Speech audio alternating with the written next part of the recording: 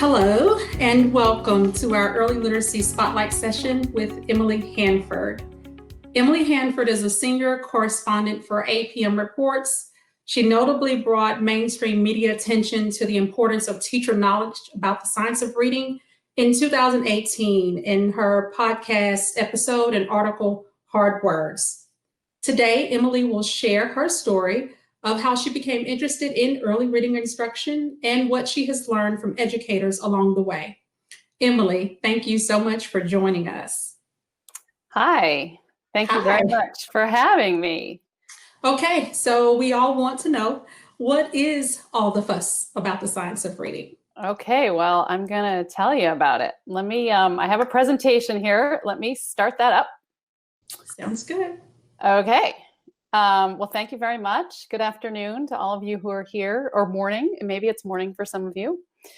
I am here to tell you, as Kamiana said, what I have learned about the science of reading over the past 4 years or so. And I'm not a reading teacher. I've not ever been a teacher. I'm not a reading researcher. I'm not the parent of a struggling reader. I'm a reporter.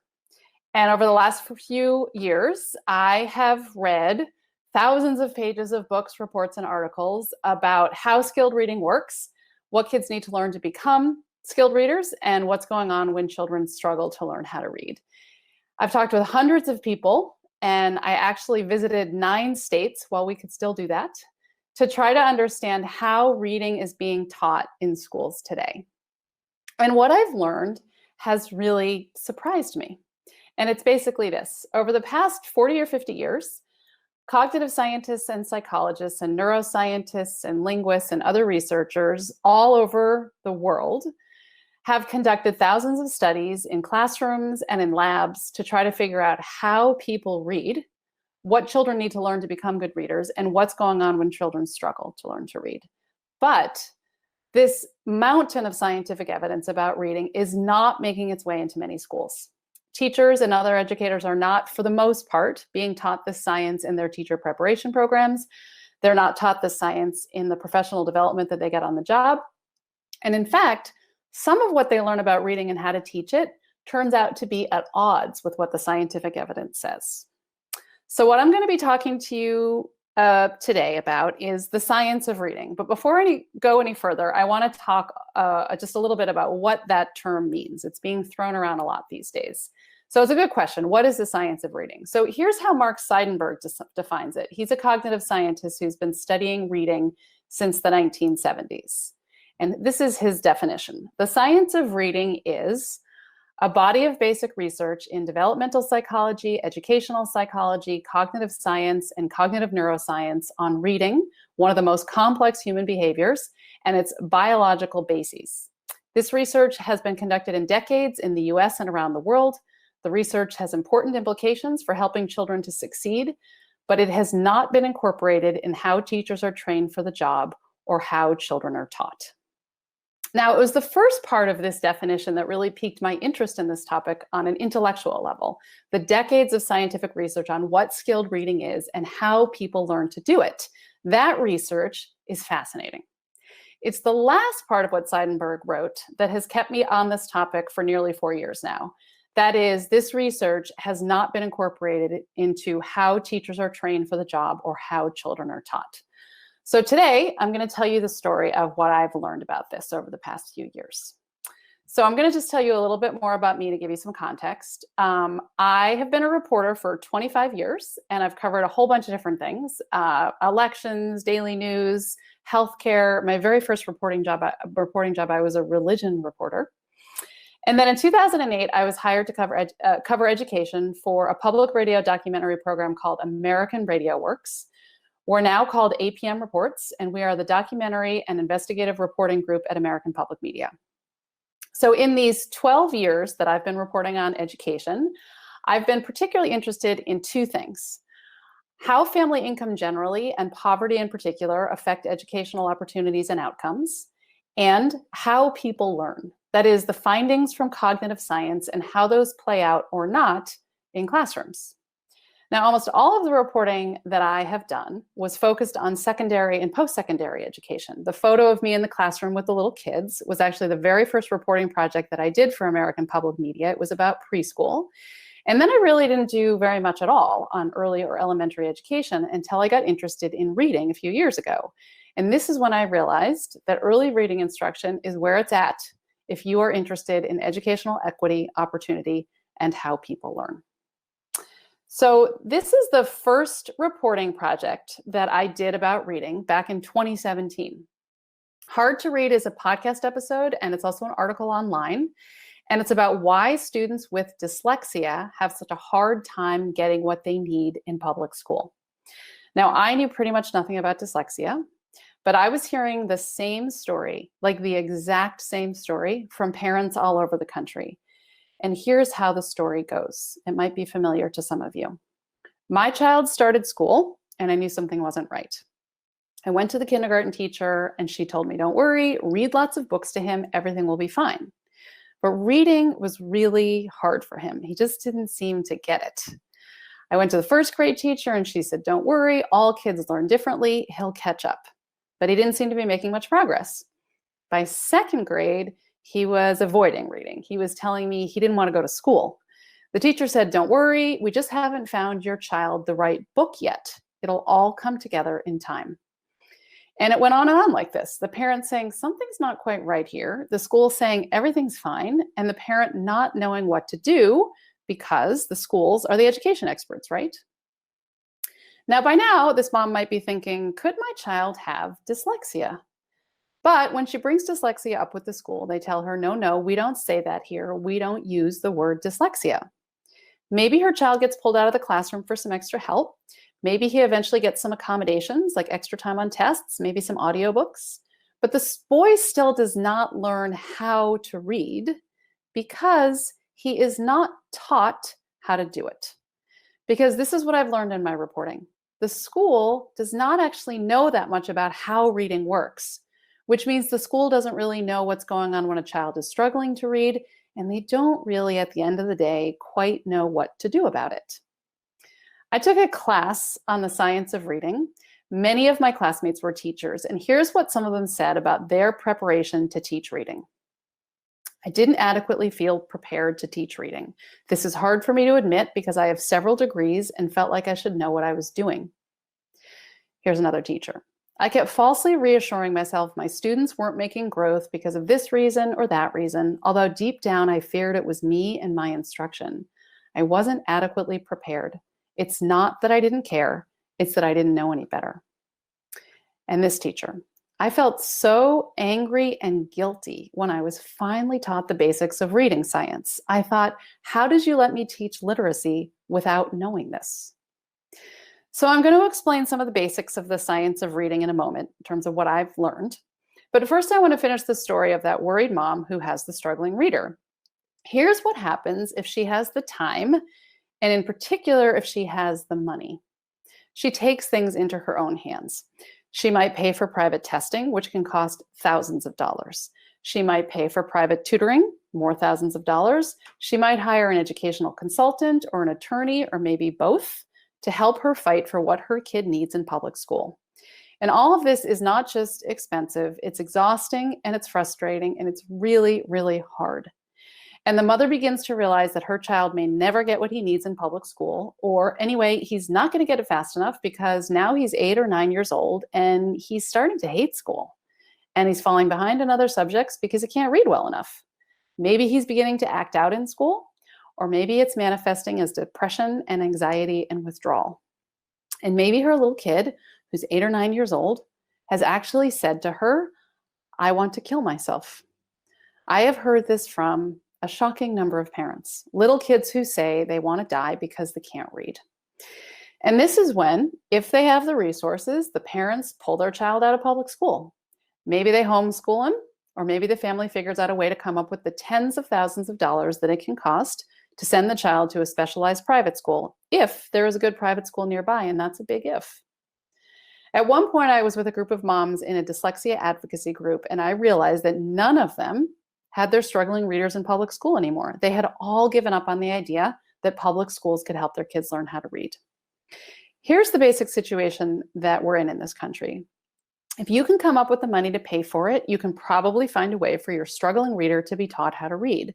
But if you don't have the money and your child is not learning to read in school, what do you do? The equity implications of this are stunning. If you're from a low or even a moderate income family, there's no safety net. There's no backup if you're not being taught to read in school. One mom put it to me this way. She said, getting help for a struggling reader is a rich man's game. So reading, the most basic, the most fundamental skill, the foundation upon which all academic learning is built, that is a rich man's game. How did that happen? And how is it allowed to continue? So this led me to the next reporting project, which Kamyana mentioned, called Hard Words. So this is a podcast episode from 2018, and it's about core reading instruction. So it's not about what needs to be done for struggling readers in particular, but rather, what do all children need to learn to become good readers? Because the bottom line from decades of scientific research is this: what kids with dyslexia need to learn to become good readers is not substantially different from what all people need to learn to become good readers. Kids with dyslexia may need a more intense dose of a certain kind of instruction, but all kids benefit from the kind of instruction that kids with dyslexia desperately need. So Hard Words focused quite a bit on phonics instruction. And it focused on phonics for two reasons. One, phonics has been the focus of so much debate and controversy for so many years. When people are fighting about reading, they are usually fighting about phonics. It's like the lighter fluid in the wars about reading. And two, I focused on phonics because what scientists have discovered is that phonics skills are critical when it comes to becoming a good reader. Why is that? Because the starting point for reading is sound. What a child has to figure out to become a skilled reader is that the words that she hears and knows how to say are made up of speech sounds. Those are called phonemes. And she has to understand that in English, which is an alphabetic language, phonemes are represented by various letters and combinations of letters. So this is something that human beings have to be taught. Reading skill does not develop naturally in response to being read to. Learning to read is not like learning to speak. If you immerse a child in an environment of spoken language, unless she has a hearing problem or a severe developmental issue, she will learn to speak her native language. But that is not the case with reading. Immersing children in a literate environment is not enough. We aren't born with brains that are wired to read. And that's because human beings invented written language just a few thousand years ago, which is really pretty recently in the scope of human history. This whole reading and writing thing is new. Children need to be taught how their written language works. Now, it turns out some children need very little instruction, but some children need a lot. So this slide you may have seen before. It's by a woman named Nancy Young, and it compiles estimates from a number of studies. And it shows basically this. About 40% or so of kids are going to learn to read no matter how you teach them. A little bit of instruction and immersion in a literate environment, which is important, it's probably going to do the job. But most children, more than half, are not going to learn to read well unless they're explicitly taught how their written language works. And some kids are going to need a lot of explicit instruction. A key thing for educators and policymakers to understand is that all kids benefit from being taught how their written language works. Even those kids who may not need it can become better readers and better spellers if they are taught how their written language works. Now, no one is arguing that phonics instruction is all children need to become good readers. It's not. There is much more to teaching a child how to read than teaching phonics. So to understand how kids learn to read, a good place to begin is something called the simple view of reading, which does not say that reading is simple. It says that reading can be divided into two parts. So the simple view was first proposed back in 1986 by researchers Philip Goff and William Tunmer. Now they proposed this model for a reason, because they were trying to clarify the role of decoding in reading comprehension. Everyone agrees that the goal of reading is to comprehend text. The question is, how does a little kid get there? The simple view says that reading comprehension is the product of two things: So one is your ability to decode words. So you see the letter string R-E-A-D-I-N-G, and you know that that string of letters represents the word reading. The other part of the equation is your language comprehension. So that's your ability to understand spoken language. We're not talking about your ability to read text. Language comprehension is your ability to understand meaning when someone is talking or when text is being read out loud to you. So for example, when someone says to you, she is reading the book, you know what the verb means in that sentence. You know what she's doing. The simple view says that if you have really good language comprehension skills, but zero decoding skills, your reading comprehension will be zero, because 0 times anything is 0. The simple view also says that if you have really good decoding skills, but very poor language comprehension skills, you just don't know the meaning of that many words in spoken language, your reading comprehension is not going to be very good either. So let's look at how this applies to learning how to read. Most kids, when they enter school, have very little when it comes to the decoding part of the equation. They have 0 or close to 0 when it comes to the D in the simple view of reading equation. But they do have something when it comes to the language comprehension part of the equation. In other words, when children enter school, they know the meaning of lots of words, but they don't know how to decode those words yet. This is why people familiar with the science of reading call for an emphasis on phonics instruction in the early grades. Because if the goal is to get to reading comprehension, and you have a bunch of 5- and 6-year-olds before you with language comprehension skills, but virtually no decoding skills, what do you need to do to help those children get to reading comprehension? You need to help those children develop decoding skills. So what you want to focus on with little kids is getting their decoding skills up to the level of their language comprehension. Now, the simple view clearly shows that focusing only on decoding would be a big mistake. It's only half the equation.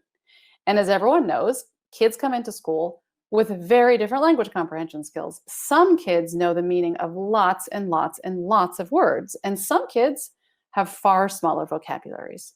So reading instruction that aligns with the simple view has to focus on the language comprehension part of the equation too. So that means lessons and activities that expand children's oral vocabularies.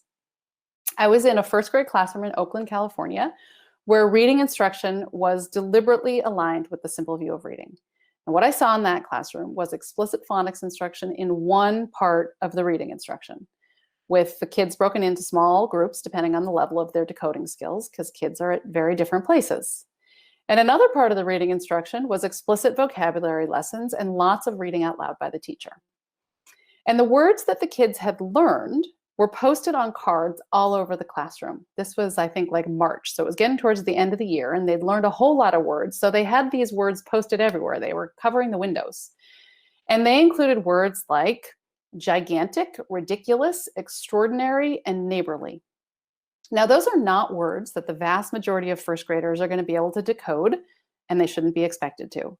But the first graders in this class were learning the pronunciation and meaning of these words so that when they're able to read them, they'll know what the words mean. By the way, every child in this class spoke a language other than English at home, and several of the kids actually spoke English as their third language. The simple view was proposed as a theoretical model back in 1986, as I mentioned earlier, and the basics of this model have been confirmed over and over and over again since. There are many, many, many studies that show this is basically how reading works. And the simple view is helpful because it disentangles some of the stuff that has been most contentious in the debates about reading. In what's known as the whole language view, and in the balanced literacy view more recently, the focus right from the start of reading instruction should be on getting kids to focus on the meaning of what they're reading. Whole language and balanced literacy are meaning emphasis approaches to reading instruction, as opposed to what's known as a code emphasis approach, which emphasizes decoding skills at the beginning of reading instruction. So early reading instruction that aligns with the science is a code emphasis approach so that kids can get to meaning. Everyone agrees that meaning is the goal. The question is, how does a little kid get there? So this is another model for understanding how skilled reading works. It's known as Scarborough's rope. And it's named after the person who created it, Hollis Scarborough. She's a psychologist at Haskins Labs. She's been studying reading development since the 1980s. This research has been going on for a long time. Scarborough's rope helps unpack what goes into each side of the equation put forth in the simple view. The upper strand is language comprehension. And this model shows that language comprehension is complex and thick, more complex than the bottom part of the equation. Language comprehension is not just all the words you know the meaning of in oral language. It's also your level of knowledge. It's the stuff you know. It's your understanding of how language works, like language structure, grammar, your ability to make inferences, understand things like metaphors. This is a more nuanced explanation of what goes on into the language comprehension part of the simple view equation. And it can be helpful to teachers to understand what might be going on when kids are decoding, but are still struggling with reading comprehension. Very often, they have a language comprehension issue. Now, the lower strand of Scarborough's rope is the word recognition strand. Like the simple view of reading, Scarborough's rope shows that without good word recognition skills, you're not going to become a skilled reader. And the rope unpacks the various skills and abilities that go into word recognition. You can see that one element, just one, is decoding. That's basically your phonics knowledge. Do you have a good understanding of how letters and combinations of letters represent the sounds in words? Teaching students the basic letter-sound combinations in the English language gives them access to successfully sounding out more than 80% of the words in English print. 80% is a lot, but it's not all the words in English print. Children need more than just phonics knowledge to be successful with written English. That's why I think it's more useful to think about teaching children how their written language works, which is a phrase I used a few times earlier, because English spelling is not just based on the sounds in words. English is what's known as a morphophonemic language, and that means our spelling patterns are based on both sounds and meaning. So to understand English spelling, kids should be taught some morphology. In other words, they need to understand the meaningful parts of words and how English words are put together, prefixes, suffixes, root words. And it really helps to get some etymology too. That is, to understand English spelling, it helps to know something about the history of our language. English has this reputation for being a wacky language full of exceptions, but it's not. It's a melting pot language that has complex spelling patterns because English has roots in lots of languages: Greek, Latin, French, other languages. Written language, it turns out, written English is perhaps the most difficult alphabetic language to learn. It takes 2 to 3 years for a typically developing reader to master the basics of written English. By contrast, it takes only a few months for kids in Italy, for example, to learn how to decode Italian, because Italian spelling is almost perfectly regular. Italian is spelled the way it sounds. One of the reasons we fought so much about reading instruction in the English-speaking world is that there's a lot to teaching children written English. So there's a lot to argue about in terms of how to teach it. So back to Scarborough's rope and the elements of the word recognition strand. So there's phonological awareness, understanding the sounds in words. There's decoding, understanding how letters represent those sounds. And then there's something called sight recognition. And this, in my opinion, is where things get really fascinating. When you're a skilled reader, you don't actually have to decode most of the words you encounter. When you see a word that's familiar to you, you know the word immediately on sight. You don't have to sound it out. Now, scientists refer to the words that are instantly recognizable to you as sight words. The term sight words can be really confusing because teachers and reading scientists usually mean different things when they use that term. In schools, sight words are typically words that kids are supposed to memorize. They may be words with unusual spellings that are difficult to decode, or they may be words that kids are going to come across a lot in their reading. In other words, high-frequency words. Children often come home with these words on flashcards, and they're supposed to memorize them. But what the science shows is that having kids memorize lots of words is not the best path to good word recognition skills. And it turns out that weak word recognition skills are the most common and most debilitating source of reading problems. Struggling readers may also have language comprehension issues, but when children do not get off to a good start with decoding, it can have an impact on the continued development of their language comprehension.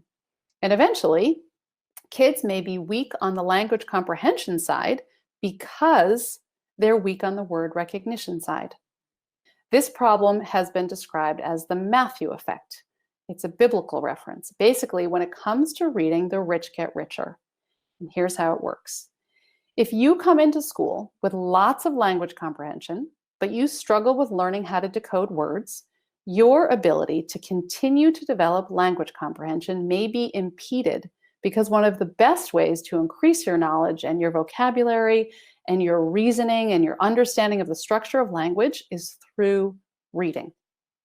In contrast, if you come into school weak on the language comprehension side, but you are taught how to decode, you have just been given the gift that is your best bet for gaining knowledge and vocabulary, because you can read the words. This is why equity in education begins with good phonics instruction in the early grades. It's one of the most important things that educators can do to try to even the playing field between kids who come from homes that give them an edge on the language comprehension side and kids who come from homes that may not be as rich and resourced when it comes to vocabulary development and access to knowledge. Good phonics instruction is where educational equity begins. It doesn't end there, but it's a foundation. Now, the good news is that most schools seem to be doing some kind of phonics instruction these days. Publishers and authors of curriculum materials know that if their stuff is going to have a chance of being considered research-based, there has to be some phonics. And if they didn't know that or believe it until recently, they're quickly adding a phonics component now. So that means we must be on the right path, that reading instruction is finally starting to line up with the science.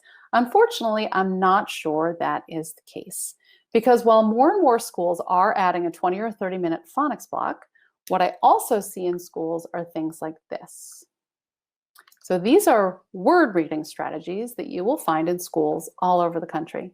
I have seen these strategies everywhere. They're on bookmarks that are sent home with kids. They're on posters, on classroom walls. You can find them on Pinterest, on Teachers Pay Teachers. You can Google them and find a whole bunch. I've also seen things like this. So these are all strategies for kids to use when they're reading and they come to a word they don't know. And these strategies seem sensible enough. You get to a word you don't know, what can you do? You can look at the picture to try to figure out what the word might be. You don't want to completely guess, so you can look at the first letter. You can look at how the word begins. This will narrow your choices. You can then check to see if you're right. You can reread the sentence using the word and see if the sentence makes sense. And if you're stuck, you can just skip the word and move on. Hopefully, you can get the gist of the sentence anyway. So what's the theory of how reading works that these strategies are based on? What's the idea about how kids learn to read words? So these strategies are rooted in a theory about reading that came to be known as 3Qing. The idea is that readers use 3 different kinds of information or cues to identify words as they're reading.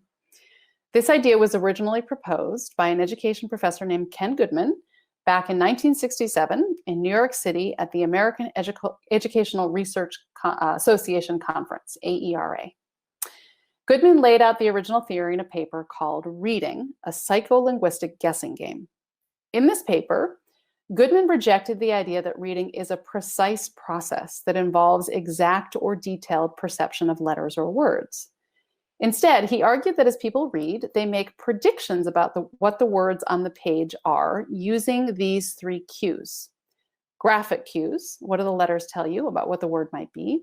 Syntactic cues, what kind of a word could it be? For example, a verb or a noun. And then semantic cues, what word would make sense here based on the context? In this paper, Goodman concluded this. He wrote, "Skill in reading involves not greater precision, but more accurate first guesses based on better sampling techniques, greater control over language structure, broadened experiences, and increased conceptual development. As the child develops reading skill and speed, he uses increasingly fewer graphic cues." Now, this was kind of a new twist on prevailing ideas about how reading works. And it went on to become a theoretical basis of the whole language approach to teaching reading. For the couple of centuries previous to the introduction of whole language, the debate about how reading works and how to teach it had focused on one of 2 big ideas. So one idea is that reading is basically a visual memory process. The teaching method associated with this idea is the whole word method, which is a little bit different than whole language. The basic idea of whole word is that if you see words enough and you associate them with their meaning, you eventually store those words in your memory as visual images. This is the idea behind long lists of sight words that kids are supposed to memorize. Now, the other big idea is that reading requires knowledge of the relationship between sounds and letters, and that the way to identify a word is to sound it out. This is the phonics approach.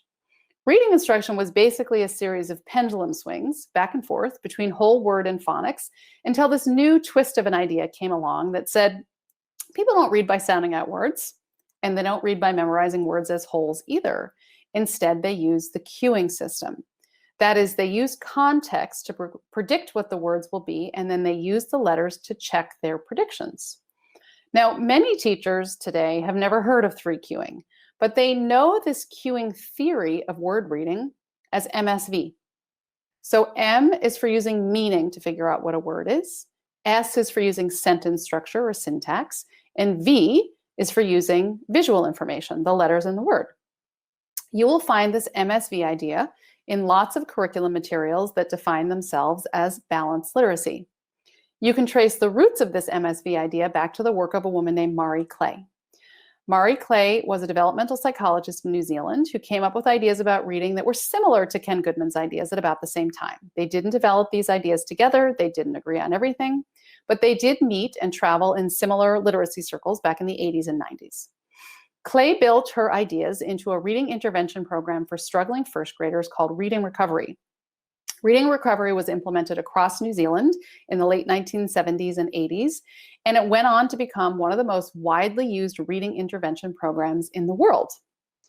Clay's theories were popularized as part of core reading instruction here in the United States by Irene Fountas and Gay-Sue Pinnell. They are education professors who learned from Clay in the 1980s. Fountas and Pinnell are well known for an approach to reading instruction known as guided reading, and for a widely used reading assessment system that uses what are known as leveled books. Fountas and Pinnell also sell a reading intervention program called Leveled Literacy Intervention, or LLI. In a 2019 Education Week survey, 43% of teachers in this country reported using LLI. You will also find the cueing theory of reading in the Units of Study materials written by Lucy Calkins at Teachers College Columbia. Units of Study is more commonly known as Readers and Writers Workshop. And according to that EdWeek survey that I mentioned, 16% of teachers report using these materials to teach reading. Now, you will find some phonics in the Calkins and Fountas and Pinnell approaches. In fact, Lucy Calkins recently created a Units of Study for Teaching Phonics program.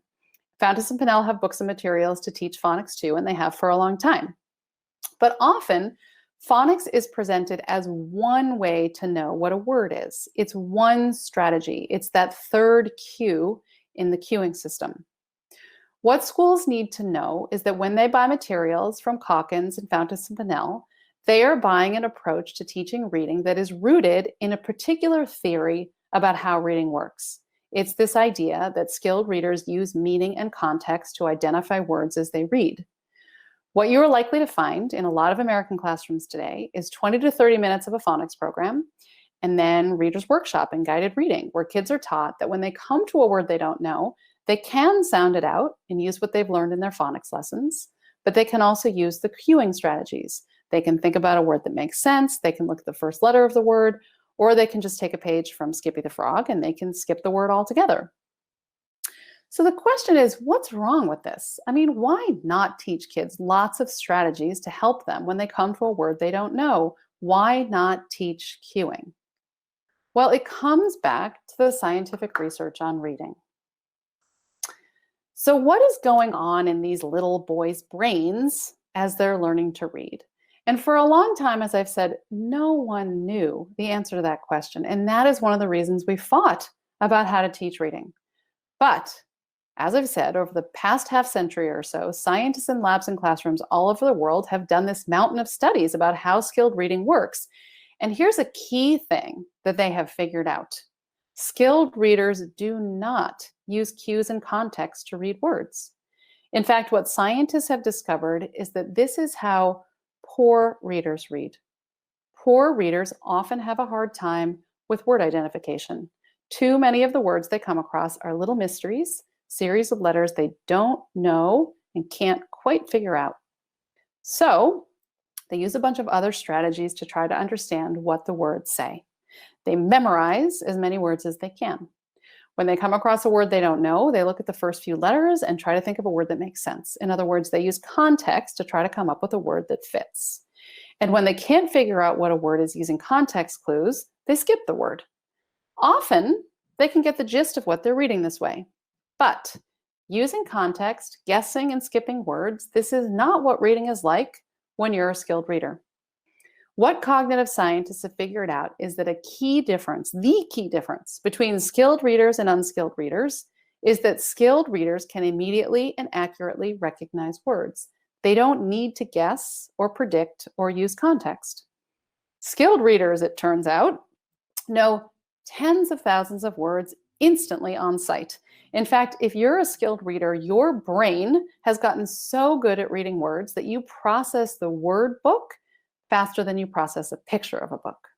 Now, your brain was not designed to do that. So how did it get so good at doing that? Well, it happens through a process that's known as orthographic mapping. I had to kind of push back against my editors who thought there's no way we can talk about orthographic mapping in this reporting. It sounds so complex and weedy, intimidating and jargony, and it is. But educators have to understand, I think, the basics of orthographic mapping to understand why phonics instruction is so important and to understand why teaching cueing is not a good idea. So here's a quick and very simplified explanation of what orthographic mapping is. Orthographic mapping is the process that we use to store printed words in our long-term memory. The way you do that is by attending closely to how a written word is spelled, and then linking that sequence of letters to the word's pronunciation and its meaning. So for a very simple example, a child knows the meaning and pronunciation of the word cat. The word cat gets orthographically mapped to her memory when she links the sounds k-at to the written word C-A-T.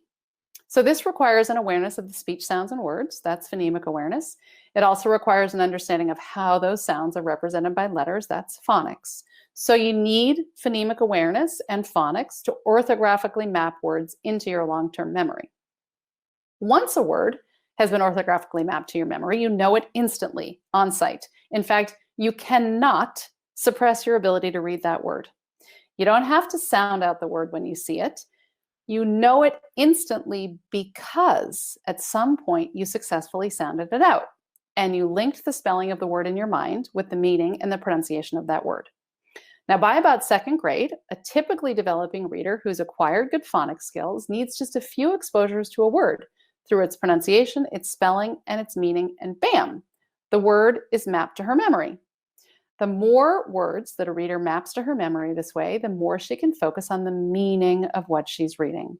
She's not using her brain power to identify the words. She's using her brain power to understand what she's reading.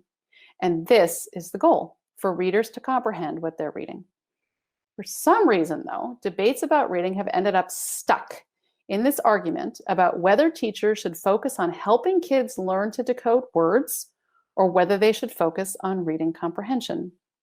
But that debate makes no sense at all. First of all, how can you fully comprehend what you're reading if you can't accurately read the words? Let me give you another orthographic mapping example.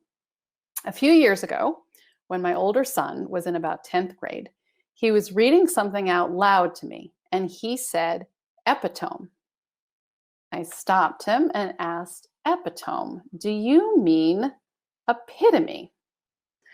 Oh, he said, you could practically see the light bulbs going off in his brain. Epitome. So my son had obviously heard that word before. Maybe he had a basic gist of it, kind of idea of what the word means. He may have come across the word in print before too, paused, sounded it out, epitome, don't know that word, skip by it. But now, reading out loud to me, he had the aha moment he needed to realize that's a word I've heard before. We briefly discussed the meaning of the word. Here it is. So epitome, person or a thing that is a perfect example of a particular type or quality. Now, next time my son sees that word in print, he's going to know what it is. And the science suggests that with another few exposures, that word will be permanently stored in his memory. He'll see it and know it. The spelling, the pronunciation, and the meaning will all be there for him. What scientists have discovered is that skilled word reading is like a reflex. It's not a detective game. It's not contextual guessing. It's not a series of strategic actions. It's automatic and it's effortless. However, as you can see in the example of my son, there's much more than decoding skill at play. Readers must have a good oral vocabulary. My son had heard the word epitome. The light bulbs wouldn't have gone off for him if he hadn't. Your ability to comprehend what you read is tightly linked to your vocabulary and your knowledge. This is one reason that reading scores tend to be associated with family income and educational background. Knowing the meaning of lots of words gives you an advantage. It gives you an edge when it comes to orthographic mapping and when it comes to understanding what you read. And having a mother who hears you read epitome and clues you into the fact that the word is epitome, well, that helps a whole lot too. Family background matters. It can tilt the scales in your favor, especially on the language comprehension side of things. But having a big oral vocabulary and lots of knowledge is not enough. By some estimates, a third of struggling readers are from college-educated families. Children need to be taught how to read the words on the page. They need to be taught how their written language works. And when teachers use the cueing system that I told you about, when they teach all those word reading strategies, they are actually impeding the orthographic mapping process. So I'm going to explain that with a story. These are first graders in Oakland, California. And a literacy coach who worked with these girls came to see that teaching the cueing system, or MSV, that meaning, structure, visual idea, was actually making it harder for her students to learn how to read. The coach's name is Margaret Goldberg. She was hired by the Oakland Unified School District in 2015 to teach leveled literacy intervention. I mentioned that earlier, LLI. It's the reading intervention program that was developed by Irene Fountas and Gay-Sue Pinnell, known as Fountas and Pinnell, or F&P. LLI does include some phonics instruction. It also teaches kids that when they come to a word they don't know, they have lots of strategies for figuring out the word. They can sound it out, but they can also use pictures and context and other cues to try to come up with a good guess. So Margaret Goldberg started teaching LLI. It's what she was hired to do. But around the same time, she found a bunch of unopened materials sitting on a shelf in her school collecting dust. And it was a systematic phonics and phonemic awareness program that teaches kids that when they come to a word they don't know, they sound it out. And it doesn't teach any cueing. In this phonics and phonemic awareness program, beginning readers practice reading in decodable books that contain words with spelling patterns they've been taught, so they don't have to guess at words. So Margaret started teaching some of her groups LLI with cueing, and some of her groups she taught systematic phonics and phonemic awareness with no cueing. And she started to notice differences between the two groups of children, not just in how well they were reading, but in the way they approached their reading. So she and a colleague recorded first graders talking about what makes them good readers. So I'm going to play this video for you. I have to go to YouTube here to find it. But Mia is in the white shirt. She was learning phonics and no cueing. And Jabria is in the pink jacket. And she was taught the cueing system. So make sure the volume's up. Here we go. Maybe.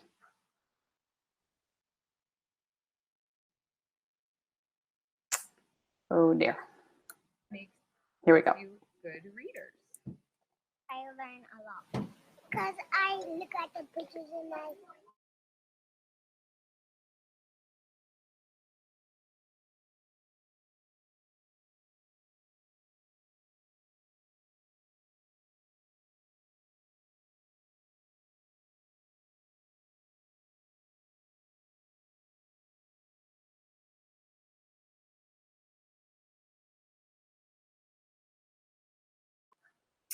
So let me go back to my slide here. So Margaret Goldberg was seeing this over and over in her two groups of students. One group was taking away from their reading instruction that reading is about looking closely at words and sounding them out. And another group of children was learning that when you come to a word you don't know, you don't have to look at it carefully and try to connect the spelling with the pronunciation and the meaning. Instead, you can look away from the word. You can look at the pictures, you can look at the other words in the sentence. Basically, you search around for clues to help you identify the word. Now remember, orthographic mapping requires you to look carefully at words so your brain links the spelling with the sounds and the meaning. But cueing teaches kids to look away from the words. Here's what Margaret Goldberg said to me about the kids in her LLI groups. She said, "I did lasting damage to these kids. It was so hard to ever get them to stop looking at a picture to guess what a word would be. It was so hard to ever get them to slow down and sound a word out because they had had this experience of knowing that you predict what you read before you read it." As Margaret was noticing the differences between her two groups of students, she was discovering the scientific research on reading. It was not stuff she knew or had been taught. And she was shocked by what she was learning and how different it was from what the curriculum materials were telling her about how reading works. But what Margaret was learning from the curriculum materials about how reading works is what lots of teachers are learning about how reading works. Instructional approaches that include cueing are all over American classrooms. So this is the podcast and article from 2019 where I try to explain the problems with the cueing and strategies approach to teaching reading. As I said earlier, most schools do some kind of phonics instruction these days, but just because a school has added phonics does not mean that reading instruction aligns with the scientific research on reading. If children are being taught the cueing system, they are being taught to read the way that poor readers read. This, I think, is a big elephant in the room when it comes to reading instruction in the United States today. Schools and publishers are adding what I've come to think of as a phonics patch. They're checking the phonics box, but they're still teaching cueing. Why is that? I think there are many reasons, but I think a big one is that schools are better at adding things than they are at taking things away. And many educators believe in cueing. I got an email from a woman who teaches in an upper middle class suburb. They teach cueing.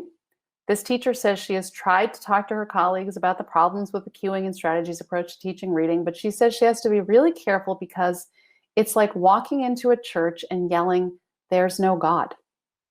Many educators believe in cueing because if they were taught anything about how reading works, they were likely taught this idea that readers use meaning, structure, and visual cues to identify words as they're reading. And cueing seems to work for some kids. Because some kids, maybe even most kids in some schools and classrooms, they will learn to read no matter how they're taught. They will learn to read in spite of the instruction. But many kids will not. What the Words Say is the most recent podcast episode and article where I try to explain the consequences of all of this. It starts, this podcast, with a visit to a juvenile detention center where you will find an awful lot of struggling readers. The big problem we're facing in this country is that reading instruction is based on an assumption about reading that turns out not to be true. The assumption is that as long as kids are in an environment that supports and encourages lots of reading, they will become good readers with a little bit of guidance along the way. When kids struggle to learn how to read under these conditions, there are typically two responses. One is there must be a problem in the home. The child wasn't read to enough. Or there must be a problem in the child. He or she has a disability. But usually it's neither of those things. Most of the time when kids can't read, it's because they were not taught how to do it. I will leave you with my contact information and also a website where we've collected all of the podcast episodes and articles about reading, apmreports.org/reading. And I look forward to your questions. Thank you very much. Thank you so much, Emily. This has been some really, really good information. I realized in the beginning that I didn't even introduce myself. I said, well, I'm hanging with Emily today, so they must know who I am. But I'm the Early Literacy Policy Director for ExcelinEd, and in my role, I work with a lot of policymakers, state literacy leaders, and even chiefs to either understand literacy policy, to pass policy, and then also to implement these policies and to give guidance to our school superintendents and districts on the ground. So this is a national conversation and it's needed at this time. And so for so many reasons, especially during the pandemic and what a lot of parents have come to learn about their child's ability as they have been at home with their children and working with their children. So one of our questions in the Q&A box is, as a parent of a toddler and a non-educator who works in the literacy organization, I'm deeply concerned about schools to properly teach my daughter and her peers how to read, especially knowing the curriculum they utilize. How do we rebuild trust with parents, and how do we empower parents to hold schools accountable? One of the things that I've learned in my reporting on this topic is just how alone so many parents feel they are when their kid is struggling with reading. Like they have this gut feeling that something's not quite right, but so much of the time when they bring it up to schools, it's kind of dismissed or minimized. And then the parent thinks, oh, well, maybe I'm wrong. I mean, they're right and I'm wrong. And then they think they're the only one. And I think there are an increasing number of parent groups who are organizing in lots of different communities around this country to say, hey, you all are not alone. There's a lot of us out here, and our kids are struggling to learn how to read. And in some cases, because these kids really have dyslexia, sometimes really severe dyslexia, and they just need an intense amount of help to become good readers. But in a lot of cases, it's not like there's a real diagnosable disability at play here. Like I said, this is all sort of on a continuum, our like ability to read. We all are born with brains, and some of us are just like take to this really easily, and some of us, this is really, really hard for us. And it's not like there's one kind of brain and another kind of brain. It's all just on a spectrum. And for some kids, it's really easy, and for some kids, it's really hard. And your kid is probably somewhere in the middle. And the thing that's really shocking is what we've discovered is that we're assuming that most kids are going to get it without much instruction. But as I said in the piece, it turns out it's the other way. Most kids need really good instruction. It's some kids don't really need much, but most kids do. So I think the answer to that, I think, is for any parent or grandparent or caregiver or aunt or uncle who sees a kid who seems to be struggling, trust your gut. That's what a lot of parents have told me. If there's an issue, if a kid is struggling when they're 5 or 6 years old, it's probably not going to just go away. That kid probably really needs some help. So trust your gut and know that in any given classroom, your kid is not the only one who's struggling. And the kids need to know that too. Like kids get super good at hiding this. This is one of the things that becomes really a thing for kids who are struggling readers. They have this secret, and a lot of them are really, really bright kids who can make it look, they can convince their teachers that they're reading, but they kind of know that they're not. And it really comes to start to bite them when they get to about 4th or 5th grade, when there's more reading, there are fewer pictures. All of a sudden, there's all kinds of words they've never seen before. There are these multisyllabic words, and all they know how to do is kind of sound out the first few letters and take a guess at it. And there's, reading tutors tell me all the time, by time these kids are in middle school, every 5th, 6th, 7th word, they just skip over it. And if you're reading a few pages of text and you're skipping over or not quite knowing every 5 or 6 words, by the end of a few paragraphs, you have no idea what's going on. Right. Well, as a former teacher, I know the importance and the role of the administrator in the building. The administrator sets the tone. So there have been a lot of conversations about delivery of reading instruction, of course, based on the science. And a lot of these conversations have been directed towards teachers.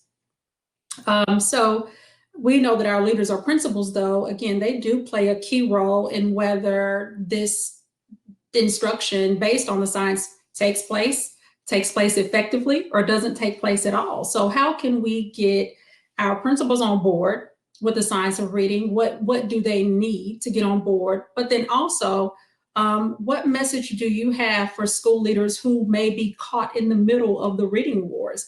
Whether it's, about their community has an impact on what's going on in the school. These PTAs can be, very influential and impactful, honestly, or their teachers' beliefs. So what kind of message do you have for our administrators as they may be caught in the middle of the reading wars as well? Well, to the first part of your question, I mean, I do think the answer to solving this issue all over is about knowledge. The teachers and the administrators. What I've learned in my reporting is that when schools or districts are really trying to solve this problem, it's incredibly important to make sure that the administrators are getting the same kind of substantial immersion in what the science says as the teachers are. Because when you start to hear this information presented to you, when you start to dig into what scientists have really figured out, it really makes a lot of sense to a lot of people. And it really is very different from either what they were taught or what they've sort of come to understand based on what the curriculum teaches them or what teachers pass around or what you just sort of, these cueing ideas, these ideas I talked about, they're very much the ocean that everybody swims in. They've really become the predominant idea just of how reading works. Exactly how that happened, I'm still trying to figure out. I think it's because there was really a lot of resistance to phonics. Like the idea is that phonics is worksheety and boring and it's not about real literature. And because the idea that reading is basically a natural process and that really motivating kids is the key thing, and if the kids aren't motivated, then you might disrupt their ability to learn to read. It's really the other way around, right? Motivation really comes from being able to do it, and especially not being motivated to read is very often caused by the fact that it's frustrating and difficult and no one's teaching it to you. So I think the answer even to both parts of your question is that it really is about getting the knowledge in people's hands, whether that's the administrators, the teachers, the school boards, and the parents. Not everyone's going to be convinced by this evidence, but I think we're at a moment in history where the vastness of the evidence now is just so undeniable. And it's not like reading scientists have figured out everything about how reading works and why people struggle. There's lots and lots more to figure out, but there's a really big consensus on the basics, enough of a consensus for us to be like, we can design ways to teach kids to read. We can think about things that need to be prioritized at different times in a kid's development and learning how to read. Scientists are not fighting about a lot of these basics, but people in education still are. And so the people in education need to understand what the scientists have learned to recognize we shouldn't be fighting about this anymore. Instead, we should all be coming together and think about how do we make sure that more of our kids are getting the kind of instruction they need to become good readers, because it is absolutely the most important thing that a school can do. I mean, really, there's so much more to education, but if a kid can read, they literally then can have the ability to go teach themselves anything. But if you can't read, you're really limited. Right. We have time for one more question. So the question in the chat, the awareness, understanding, and use of evidence-aligned reading instruction is a key lever that needs to be prioritized by all education decision makers in order to finally end low literacy. And the question is, having this information now, what are the next best steps for state policymakers to take, given scarce resources, whether it's funds or whether it's personnel in schools? You know, as a journalist, I'm not the best person to answer that. I'm not a policymaker. I don't make those kinds of decisions. I cover what the decisions that policymakers make. I think one of the things to recognize is that that many policymakers have participated in things that we thought were good about how to teach kids to read that turn out not to be. So it's everyone taking just a moment of humility here and being like, maybe some of the things that I thought or understood were in the best interest of kids or schools or teachers, maybe not. Maybe there's some really different things we need to emphasize. And I think that's happening all over the country. And it's a difficult position for policymakers and for anyone to be in, to decide, what do I do now? What's the first thing to do? What's the next thing to purchase or to buy? I think what I've learned as a reporter is that there's a lot of stuff that people have been buying for a long time that really turn out to be kind of off. They're not in line with the scientific research. I don't know if it means that the answer right away is to go out and buy something new. I really do think that investing in the knowledge side of the equation is the most important thing, because I don't think there's any such thing as a perfect program or a perfect curriculum. Kids need good materials. But if teachers and educators understand something about what reading is and how it develops and what's going on when kids struggle to learn how to read, they can make good use of a lot of different things. And a lot of kids can be taught to read with some books and a whiteboard and some markers and some letters and some magnets. That you don't need a huge amount of expensive stuff to be able to teach kids how to read. I agree. The question was about last question was about an example of a location that trained teachers and saw dramatic improvement. I mean, and I don't want to brag about being here in Mississippi, but Mississippi is one of those states that adopted a policy, the Literacy-Based Promotion Act, trained teachers, trained administrators, really made sure that our parents understood what our goal was, which is to do what's best for children, to ensure that they have a quality of life, all of those things that people, care about, the economy, all of those things. Yeah, that happens as a result. But at the end of the day, it's really about making sure that our students are prepared to be whoever they want to be and to be able to participate in society. And literacy is the gateway to that. And what you also did in Mississippi is you gave that training to the teacher educators too, which is a really important part of this, is what the preparation that people are getting. And they're just, so many teachers are just coming out of their teacher preparation programs, not really learning much of anything at all about how kids learn to read, or learning some of these ideas that really aren't quite on target. That's right. And it starts with, I always say, we invest in people, not programs. And once you empower them, then they'll pick the right programs because they'll have the knowledge and they know what the programs need to include. So thank you so much. We could do this all day. Thank you so much. Thank you all for those of you who have joined into this amazing session. What's the fuss about the science of reading? And we hope that you continue this conversation on Twitter, #EdPalooza. And thank you again, Emily, so much for your time and for your knowledge and for your contribution to ensuring that the science of reading is back at the forefront and that we are moving it forward and really making an impact with our students. Thank you so much. Thank you for having me.